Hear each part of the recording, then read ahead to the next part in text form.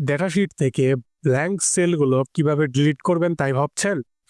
অনেক হিউজ পরিমাণের ডেটা রয়েছে। সেখান থেকে একটা একটা করে যদি ধরে ধরে বাঁচতে চান সারাদিন সময় লাগবে। আর নেই ভাবনা। চলুন শিখে নিই কিভাবে খুব সহজে মাত্র অল্প কয়েক সেকেন্ডের মাধ্যমে এই ব্ল্যাঙ্ক সেলগুলো ডিলিট করতে পারবেন। আসসালামু আলাইকুম বন্ধুরা, অফিস মেন্টরে নিয়ে আসলাম নতুন একটি ট্রিক।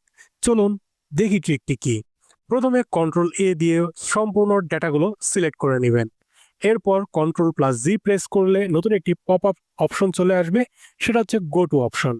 সেখান থেকে স্পেশালি ক্লিক করবেন, নতুন আরেকটি বক্স আসবে, সেখান থেকে ব্ল্যাঙ্ক সিলেক্ট করে ওকে করে দিবেন। সবগুলো ব্ল্যাঙ্ক সেল সিলেক্ট হয়ে যাবে। কন্ট্রোল- প্রেস করে ডিলিট অপশন নিয়ে আসবেন এবং এই ডিলিট অপশনে এন্টার রো সিলেক্ট করে ওকে করে দিবেন। তাহলে সবগুলো ফাঁকা ঘর সুন্দর ডিলিট হয়ে যাবে, ডেটাগুলো খুব সুন্দরভাবে অর্গানাইজড হয়ে যাবে।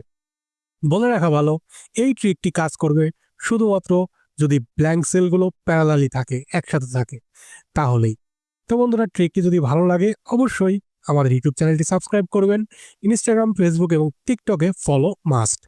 আর আপনাদের জন্য আরও একটি বোনাস সুখবর রয়েছে।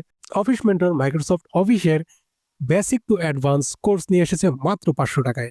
এখনই এনরোল করুন। এনরোল করতে স্ক্রিনে দেওয়া কিউআর কোডটি স্ক্যান করুন কিংবা ডেসক্রিপশনে থাকা লিঙ্কে ক্লিক করে ফর্মটি ফিল আপ করে নিন। পরবর্তী ভিডিওতে আপনাদের সাথে দেখা হবে। টিল দেন, টেক কেয়ার, আল্লাহ হাফেজ।